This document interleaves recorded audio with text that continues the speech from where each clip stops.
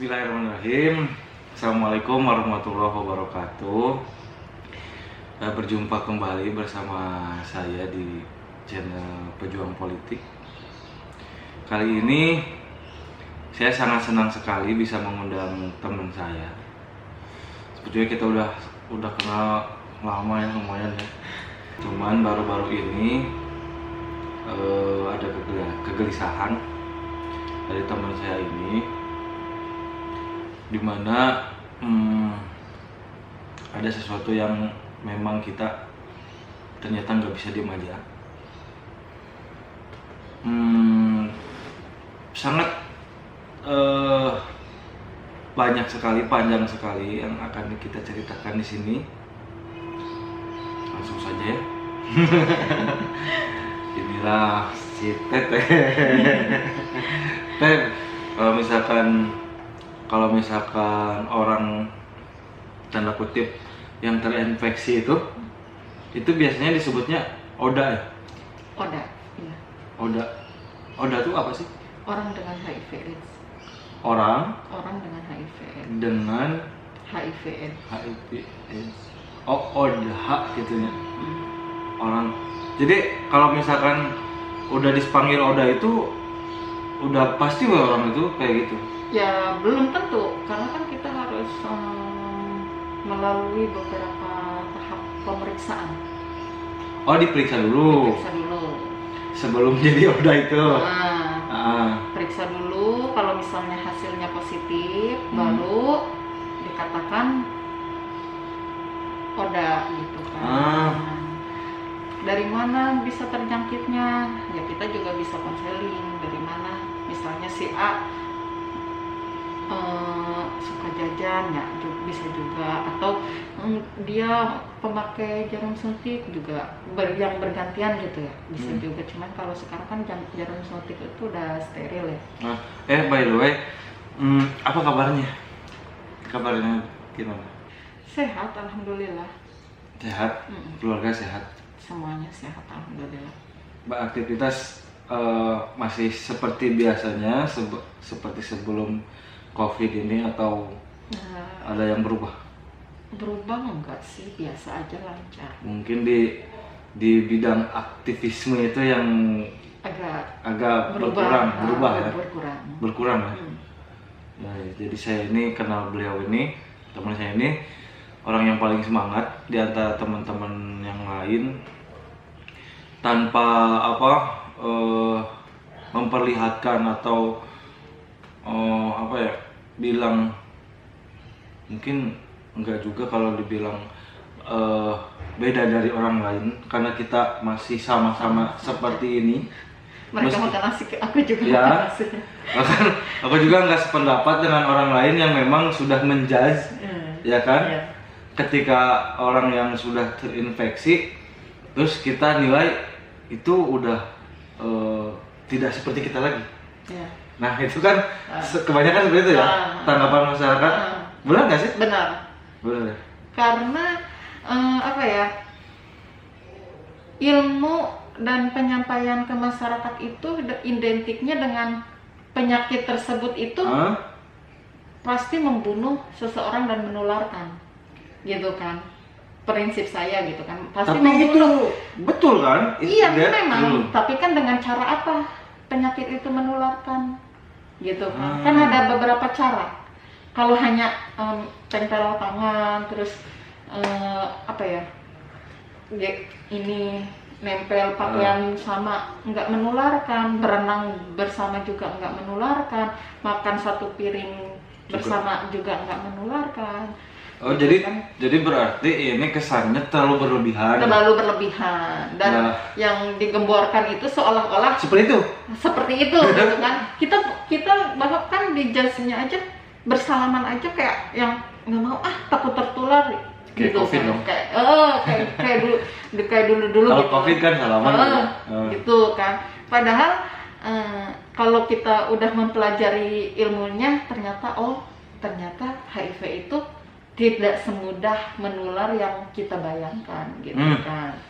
Ya begitulah teman-teman. Jadi saat ini kita akan membahas, mengobrol, membicarakan tentang HIV/AIDS, sesuatu yang sangat tabu di sekitar kita untuk diobrolkan, apalagi di keluarga. Tapi kita akan bahas di sini karena apa? Karena ada sesuatu yang salah, gitu kan ya, terhadap penanganan ataupun perhatian terhadap teman-teman yang sama-sama warga negara, sama-sama bayar pajak, ya, punya hak politik, hak ya kan? pilih. Tapi secara bersosial itu tidak sebaik apa yang kita semua rasakan gitu. Jadi memang ada hal-hal yang special treatment yang harusnya dilakukan tapi toh itu tidak dilakukan. Nah, jadi kita akan bahas itu. Jadi pertama kita akan berbicara dulu tentang HIV secara global, secara umum. Jadi banyak orang yang nggak tahu gitu kan, millennials yang nggak tahu, ya kan? Apa sih HIV itu, bahayanya seperti apa, kemudian ketika kita tidak ingin terinfeksi harus seperti apa, ataupun sudah terlanjur terinfeksi harus melakukan apa? Karena saya berbicara dengan orang yang tepat, gitu kan? Bukan mengada-ngada, bukan ejek gitu ya, bukan kata si orang lain gitu. Sama Teteh di sini beliau akan menjelaskan atau berbagilah sharing ya, sharing tentang apa yang selama ini dialami oleh Oda, ya kan? Sorry ya, nggak apa-apa. Nah, jadi HIV itu apa sih dan seperti apa? HIV itu adalah penyakit yang menyerang sistem kekebalan tubuh gitu kan. Jadi orang kalau udah terinfeksi, sistem kekebalan tubuhnya otomatis udah tidak bisa menyerang penyakit-penyakit yang lain gitu kan. Jadi kalau dibilang lemah ya lemah, dibilang enggak ya enggak, karena kita harus on ARV setiap hari gitu kan. Ada obat yang harus dikonsumsi gitu kan, selama kita masih bernafas aja gitu untuk kan. menekan virus, perkembangan virus di dalam tubuh gitu kan. Semakin kita on ART ya semakin bagus pula peningkatan sistem kekebalan tubuh kita. Jadi kita bisa hidup normal tanpa ketakutan kita harus jalan tertatih-tatih atau seperti apa gitu kan, yang image orang lain katakan gitu kan. Tapi memang betul itu adalah virus yang mematikan ya. Iya, mematikan. Virus yang mematikan, tapi ada treatment yang bisa untuk meredak dan menekan gitu kan. Kalau menyembuhkan total ada nggak? Nggak ada. Untuk saat ini sampai penelitian saat ini belum ada. Belum ada obat satupun yang bisa membunuh virus yang ada di dalam tubuh kita, itu belum ada. Hanya sampai menekan saja. Tetapi ketika kita sudah terpapar HIV itu, kita masih bisa untuk program punya anak, masih bisa punya pasangan yang beda, nggak satu jenis ya, maksudnya nggak satu jenis itu nggak sama-sama Oda gitu kan. Bisa ya? Bisa. Kita bisa berhubungan juga, kita bisa program punya anak juga, terus bisa hidup layak seperti manusia-manusia yang pada umumnya sehat gitu. Nggak seperti yang dibayangkan gitu ya. Nggak boleh punya anak karena takut menularkan gitu kan ya. Atau nggak mungkin punya pasangan karena nggak akan ada yang mau jadi pasangan kita. Nggak mengerikan itu nggak? Enggak. Mungkin itu hanya kadang timbul rasa minder. Oh minder, itu pasti ada ya? Pasti ada, karena saya sendiri kadang suka minder, gimana ya kalau misalnya orang itu nggak sreg sama kita gitu kan, terus tahu kondisi kita seperti ini, apa yang akan terjadi, itu yang mungkin saat ini dan saya alami sendiri gitu kan. Beberapa kali, setiap kali saya ngumpul bareng sama teman-teman, kadang aku suka minder juga. Maksudnya minder tuh bukan berarti minder yang dia mah bisa begadangnya tiap hari gitu kan.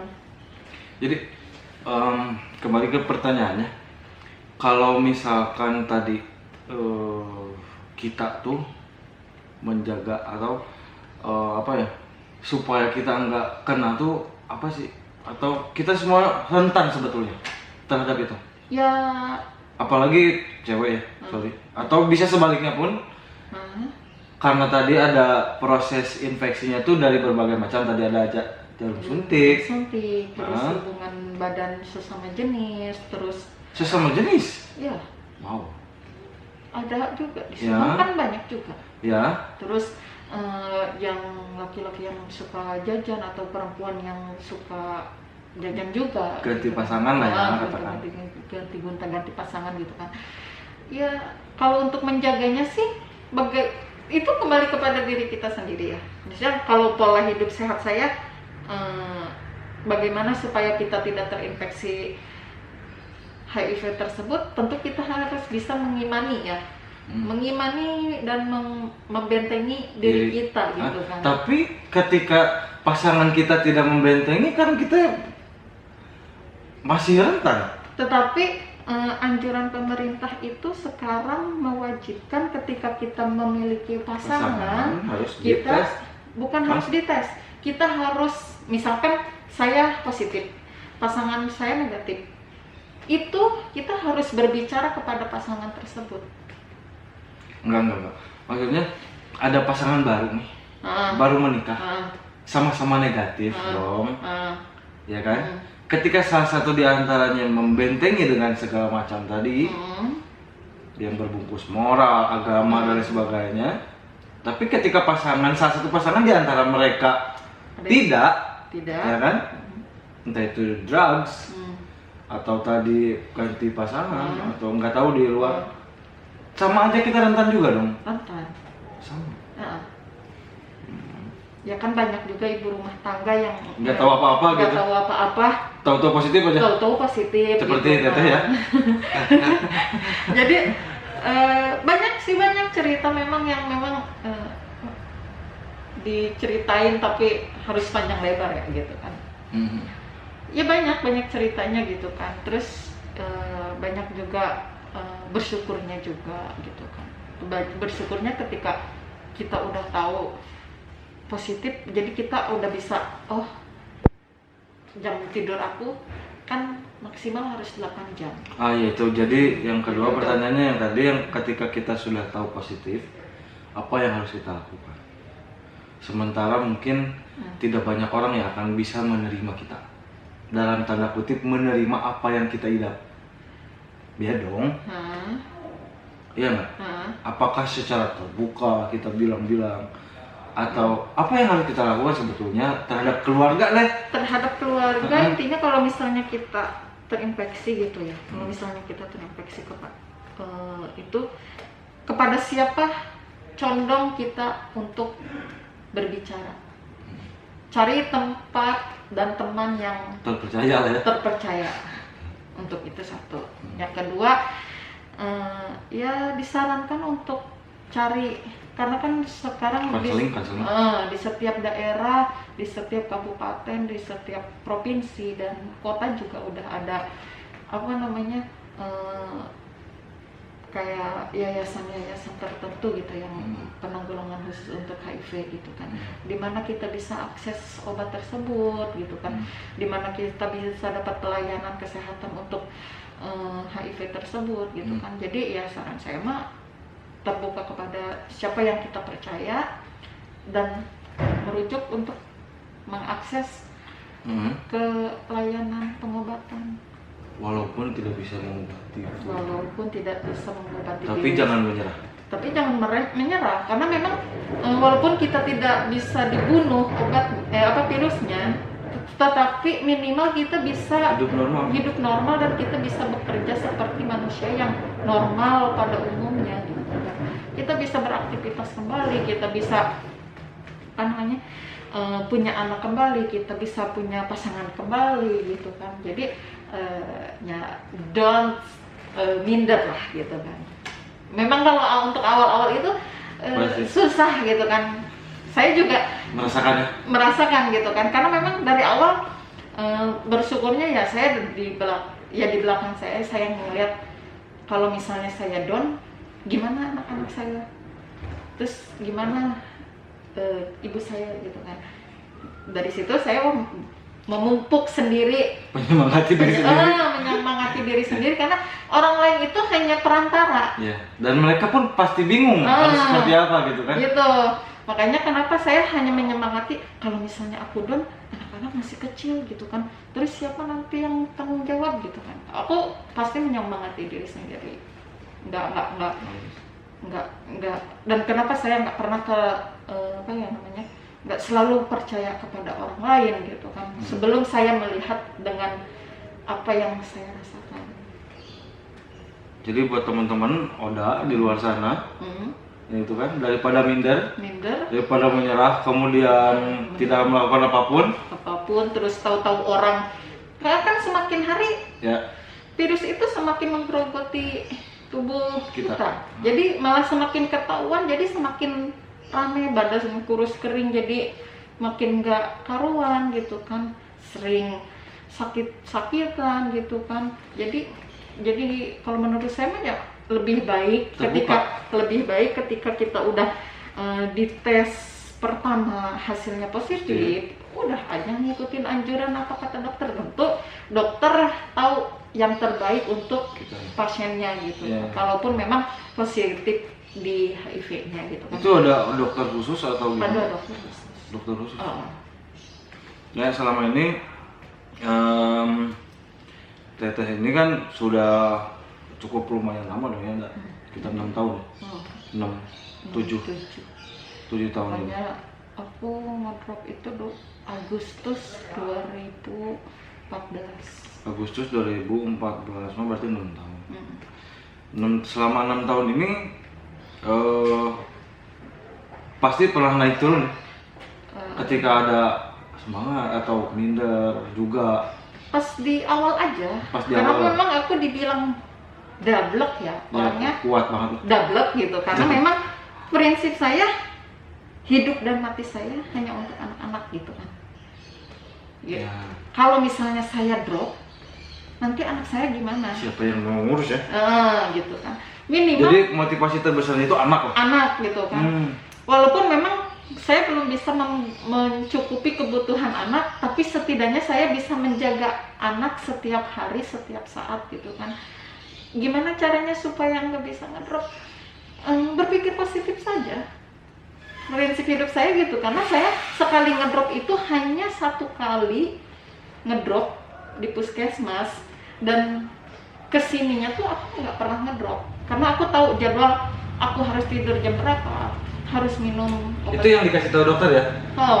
Dari dikasihkan kita di konseling pertama, terus dokter ngasih tahu mau ngomong sendiri atau gimana ke orang tua, nggak usah, aku mau ngomong sendiri. Itu dalam keadaan saya terbaring di rumah sakit, di bed rumah sakit gitu kan, dan jalan masih tertati-tati dengan banyak keluhan di mana-mana gitu kan.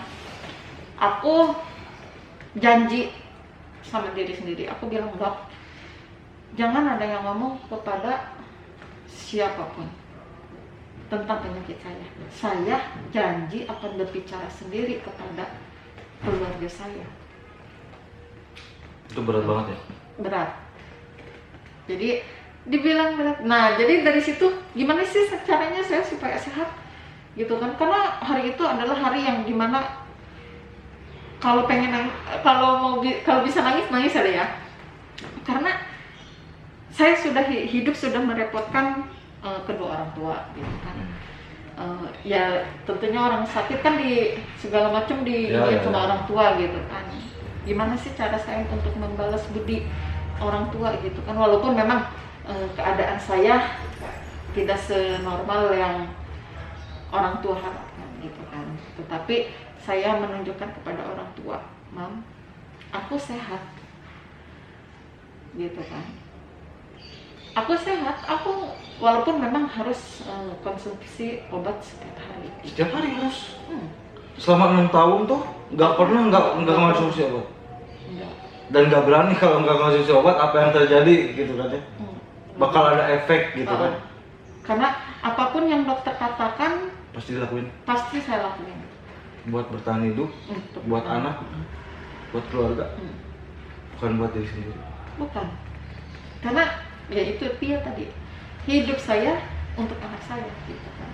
Jadi biarpun mereka nggak pernah menanya, mungkin anak yang gede udah mulai agak kepo gitu kan, kenapa sih mama saya minum obat setiap hari gitu kan. Cuman dia orangnya yang kayak dibilang tertutup, dia juga nggak tertutup, tapi dia agak bertanya, mungkin dalam hatinya mau bertanya, cuman takut gitu kan.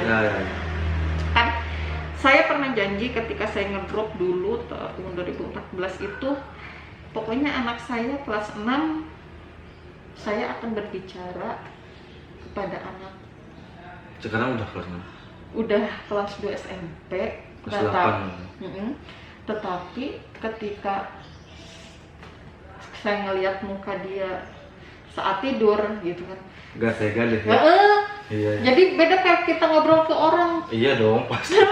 Nanti kalau misalnya ini, takut mental si anak itu terganggu, karena aku juga pernah menanyakan beberapa teman yang lain, menanyakan kepada teman-teman yang bukan teman-teman yang sama gitu kan, maksudnya kepada kayak psikolog yang kayak gitu kan, karena memang ada teman-teman yang kayak gitu kan. Kalau misalnya saya menceritakan anak ini, karena di zaman sekarang ini kita sebagai orang tua juga khawatir juga. Khawatirnya ketika saya jadi relawan gitu kan di rumah sakit, ada anak yang usianya masih kecil udah harus on ARV positif setiap hari gitu kan, masih kecil. Tentu saya juga kan harus gimana ya, jadi tersimpan kekhawatiran saya sebagai seorang ibu gitu kan. Sedangkan menghidupi anak, maksudnya bukan menghidupi, memperhatikan mereka dengan beda karakter itu kan nggak semudah yang kita bayangkan. Bener, gitu kan. Apalagi anak yang satu udah besar, yang satu udah mau beranjak dewasa gitu kan. So, sangat berat sekali menjalani hidup seperti ini. Tapi sedikitnya ada harapan, karena tadi ketika kita mempunyai fasilitas, ya kan, tanda kutip layanan lah ya, sebagai warga negara harus diperlakukan seperti apa untuk bisa bertahan hidup deh gitu, untuk bisa tadi membesarkan anak, kemudian berkeluarga gitu kan ya. Jadi apa sih yang dirasakan Oda saat ini, khususnya di Kabupaten Subang ya? Di Kabupaten Subang kita nggak berbicara di yang lain. Tahu nggak sih ada berapa banyak sih Oda itu pengidap HIV di Kabupaten Subang? Enggak tahu kalau untuk itunya kan, karena memang ada bagian-bagian orang yang udah mendata ya, kalau atau sensus mah gitu atau kan. Inilah kira-kira saja lah. Kalau kira-kira mah ada 200-an. 200 orang. Cuman saya juga pernah dapat kiriman informasi ketika saya masih standby di rumah sakit gitu kan, bahwa Subang udah masuk red zone gitu kan. Red zone untuk kasus HIV se-Jawa Barat. Nah itu ya sempet shock juga kan, gitu kan. Tetapi shock sih, cuman kadang kalau saya tuh orangnya kan nggak bisa jahat gitu kan, maksudnya kalaupun bisa jahat buat apa? Saya udah dikasih kesempatan yang kedua, masa masih mau jahat sama orang gitu kan. Intinya kita mau memperbaiki diri, tetapi kadang apa yang kita inginkan tidak sesuai dengan yang kita harapkan gitu kan. Nah dari katakanlah 200-an itu lah ya, ada berapa orang yang saling kenal, mungkin ada komunitasnya kali? Ada. Itu ada berapa orang yang teteh kenal? Banyak. Kalau saya sih nggak menghitung ya gitu, karena memang 10-20 ada lah ya. Gitu kan, ada 10-20, cuman ya itu dia tadi kenapa saya lebih kepada ya jaga jarak gitu kan. Jaga jarak, kenapa? perbedaan antara Subang dengan kota lain itu, oh ternyata seperti ini, hanya dipendam di dalam hati gitu. Dipendam dalam hati. Tuh tanpa dibagiin ke teman-teman yang ada yang tadi juga. Karena keinginannya pun beda-beda mungkin ya. Gitu kan.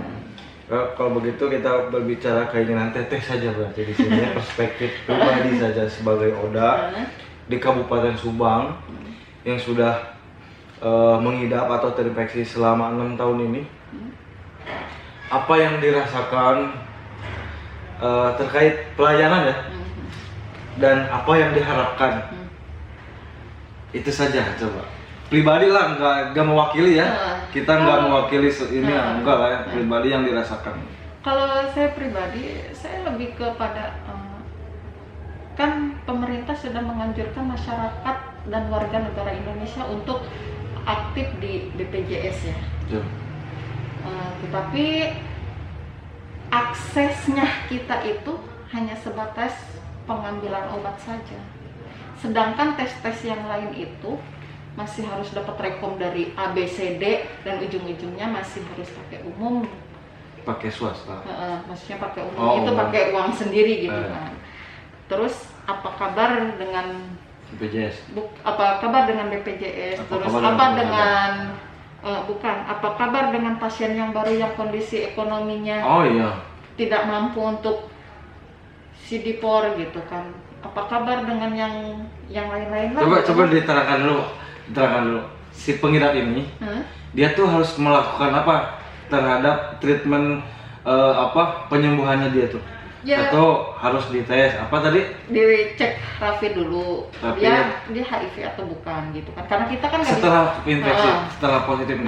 Maksudnya kayak gitu. Terus dicek lagi laboratorium cocoknya obat yang apa gitu kan? Karena kan setiap imun manusia itu berbeda, nggak sama gitu kan. Regimen obatnya juga beda-beda gitu kan. Terus yang keduanya dilihat dari sistem kekebalan tubuh. Cuman sekarang katanya nggak dilihat dari sistem kekebalan tubuh, tetapi pasien yang udah positif HIV udah bisa on ART gitu kan. Nah, si tes-tes ini tuh rutin apa enggak? Harus rutin per sekian bulan sekali atau? Kalau untuk itu kan nggak rutin. Jadi kalau misalnya saya baru mau gitu kan, positif, jadi nggak rutin. Jadi terserah ke Kimia Farma dengan jumlah nominal uang yang bukan sedikit gitu ya cukup luar biasa lah nominal. Sekali pengobatan itu kita minimal harus megang uang kurang lebih ya sekitar 500.000 sekali. Kalau untuk umum ya, karena semuanya nggak di cover sama BPJS, hanya obat dan lab yang kayak apalah nggak ngerti, pokoknya yang di RSUD aja. Yang di RSUD yang bisa. Kecuali yang CD4 itu enggak. Nah, untuk obat itu gimana sih? Obat kita diberikan obat setiap setiap berapa lama sekali? Harusnya setiap 1 bulan sekali gitu kan. Cuman memasuki pandemi ini aku nggak tahu juga ya. Pokoknya ada kejanggalan yang ketika saya bertanya kepada teman-teman di luar stok baper aman, di sini juga stok baper aman, tetapi kenapa kok di Subang akses untuk obat aja kayak kita kredit panci, jadi nyicil gitu. Jadi per berapa lama? Selama pandemi? Selama pandemi itu kan harusnya kan kita memang dikasihnya 1 bulan sekali. 1 bulan sekali itu untuk 1 bulan penuh. Yang diminum setiap hari itu? Setiap hari, jadi kita nggak bolak-balik ke rumah sakit gitu kan. Nah, untuk selama pandemi ini seperti apa? Selama pandemi ini kita dikasihnya hanya 5 hari, kadang 2 minggu gitu. Terus datang lagi kita? Ke rumah sakit. Ada nggak? Ya sama seperti itu, dan udah beberapa bulan ini. Pokoknya pandemi di Subang udah berapa bulan ya? Pokoknya selama masuk pandemi gitu kan udah hampir 2-3 bulan lah. Ada tapi? Ya ada, cuman kayaknya gimana ya, yang areanya dekat sama RSUD atau layanan yang buat ngambil air visit yang dekat ya, menurut saya nggak jadi masalah. Cuman kalau yang jauh ini yang jadi problem gitu kan. Yang jadi problem itu kan karena kita udah berat di ongkos, capek di perjalanan juga gitu kan. Terus juga kita harus ketemu orang yang memang rumah sakit kan rawan juga, katanya rawan corona. Tetapi saya just positive thinking aja gitu kan, karena hidup dan mati saya katakan kembali takdir lah. Takdir yang berbicara gitu kan. Tetapi kan kalau kita harus setiap hari pulang pergi ke RSUD dengan imun kita yang lemah, iya betul, sangat rentan sekali, sangat rentan lagi tertular gitu kan. Tertular COVID lagi. Jadi agak sedikit gimana ya, agak sedikit kecewa juga. Maksudnya ya kecewanya biasanya kan dikasih 1 bulan. Kenapa akhir-akhir ini kita dikasihnya hanya segitu gitu? Tapi sempat dibicarakan, ditanyakan lah. Sempat ditanyakan kepada dinas terkait juga, sempat ditanyakan ke bagian yang lain juga, cuman ya begitulah, ketika saya menanyakan, jawaban mereka ya seperti itu gitu kan. Cuman ya udahlah. Seperti itu gimana? Seperti ya mereka berbicara karena sedang COVID, jadi karena memang obat tersebut masih dikirim dari luar gitu. Jadi pengirimannya katanya terkendala tetapi logistiknya. Tetapi daerah lain udah bisa aman gitu kan. Kenapa Subang dari pertama masuk COVID itu dikasihnya ya mulai nyicil, bahkan beberapa teman ada yang udah diganti regimen obatnya gitu kan. Itu yang membuat saya khawatir gitu kan. Kadang saya sendiri ngotot, saya nggak mau diganti regimen karena kita bukan bahan percobaan. Kalau iya cocok, kalau enggak yang rugi kan kita, bukan mereka gitu kan. Bukan hanya maksudnya daerah lain tuh, kota kabupaten lain suka berkomunikasi juga. Kota kabupaten yang lain, terus kayak Jakarta mah sama ini juga, maksudnya Jakarta yang kasusnya besar aja, mereka pertama COVID dikasihnya 2 bulan sekali. Wow.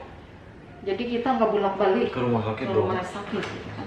Tetapi kita yang udah red zone dikasihnya malah lebih parah gitu kan. Gitu.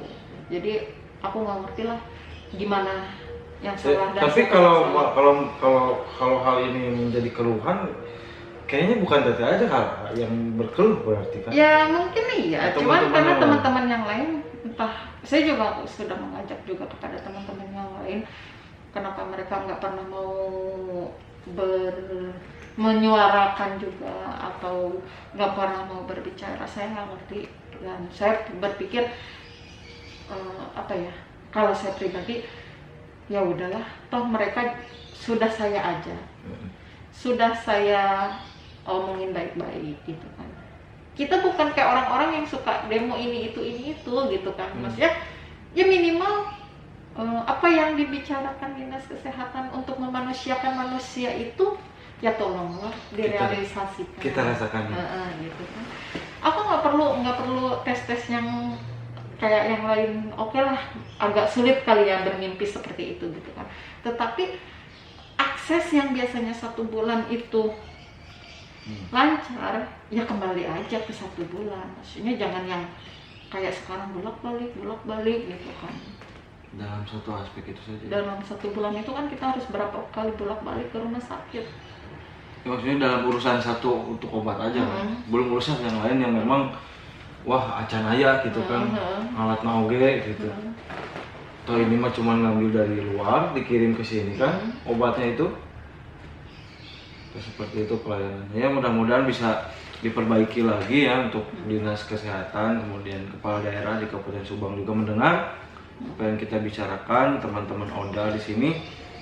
Karena kita ini red zone ya. Red zone tuh sebetulnya harus menjadi prioritas dong dalam penanganannya ya.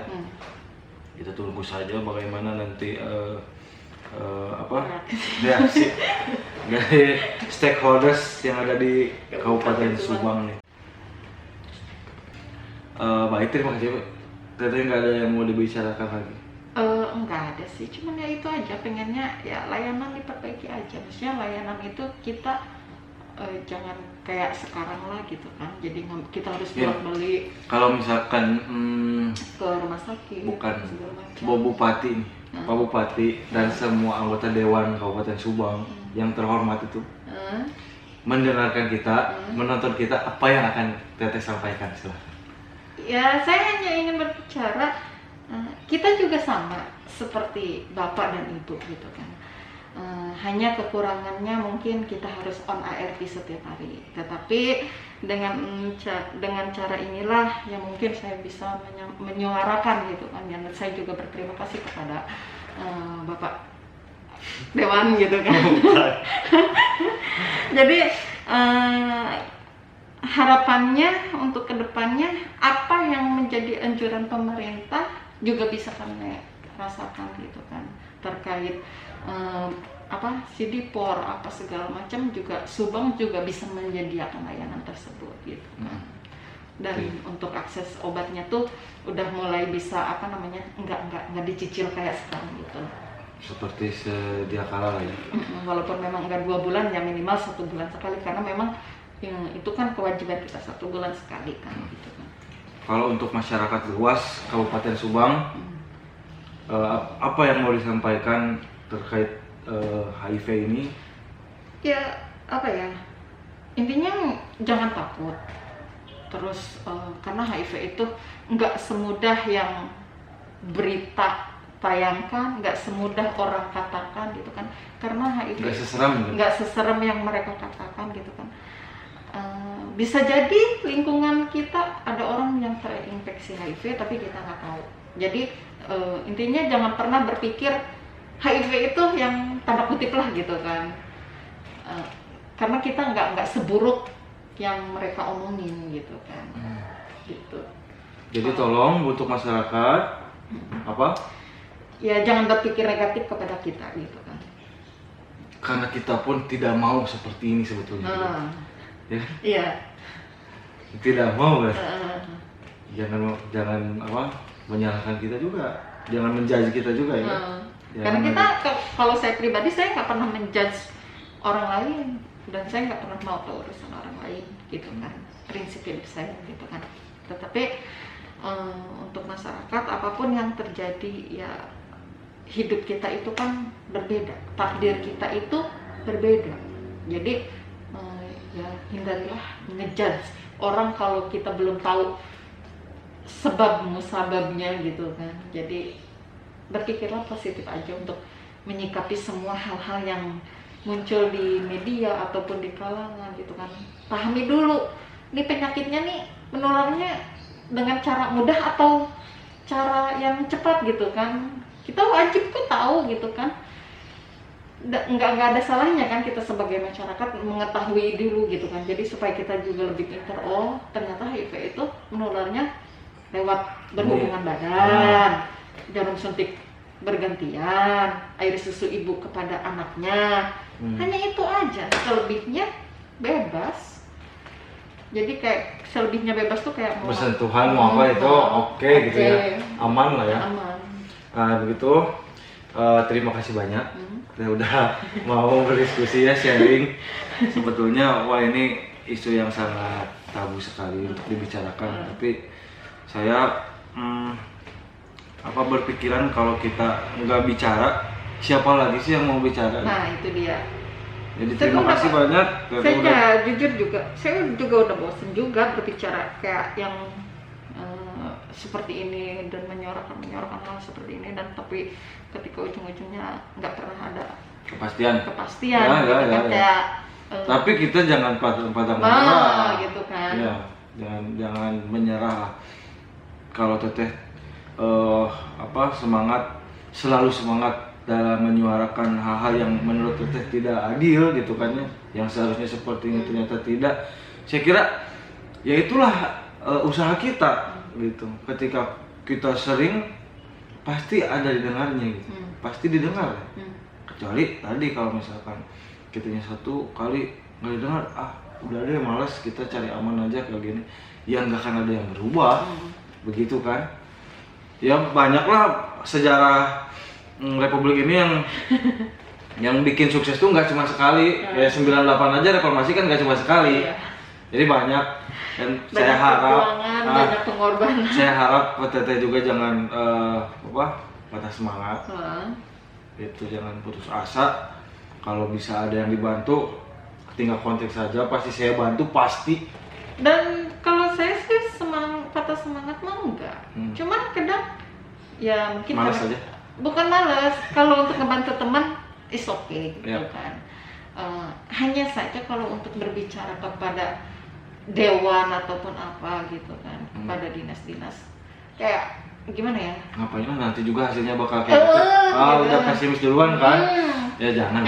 Karena sudah beberapa kali berbicara kepada dinas terkait juga, dan seperti hasilnya ya seperti itu aja gitu kan. Ya semoga terketuk hatinya. Amin. Beberapa kali kita menyampaikan kan gitu nya. Paribasana kan batu oke segitu terus. Kucai sakecelak lama-lama bisa jadi itu kan berlubang lah ya. Nah, itulah, ini adalah ikhtiar kita dalam memperjuangkan mungkin ya, walaupun tidak sehebat apa perjuangan kita, sedikit, tapi saya harap ini menjadi motivasi buat teman-teman yang lain supaya mau juga berbicara gitu. Ketika sekali ada yang mendengungkan, kemudian banyak orang yang mendengungkan, saya yakin itu pasti didengar. Pasti itu. Kenapa kaum-kaum yang lain seperti kaum buruh, kaum perserikatan seperti itu banyak didengar karena mereka kompak. Banyak kompak gitu, menyuarakannya sama gitu kan. Pasti, soalnya tadi itu kita ini saling ketergantungan, saling keterkaitan antara pemerintah dan masyarakat. Itu seharusnya kita simbiosis mutualisme dong. Gitu. Kita juga melakukan apa yang menjadi kewajiban kita. Toh hak kita juga kasih dong gitu. Nah, itulah mungkin pelajaran politik, pelajaran bernegara, sedikitnya contohnya di kabupaten, di daerah kecil, di tingkatan kabupaten, yang saya harap menjadi manfaat buat semua orang, bahwa banyak sekali hidden ya kan, cerita-cerita yang tersembunyi, yang jarang ada di permukaan, yang jarang diekspos, bahkan itu ternyata dekat di sekitar kita gitu kan ya. Bukan dekat, memang ada sekeliling kita. Sekeliling kita, bahkan tetangga kita, walaupun kita tidak tahu karena tadi tersembunyi itu. Jadi makasih banyak ya sekali lagi. Kita tutup saja. Sekian podcast Pejuang Politik. Assalamualaikum warahmatullahi wabarakatuh.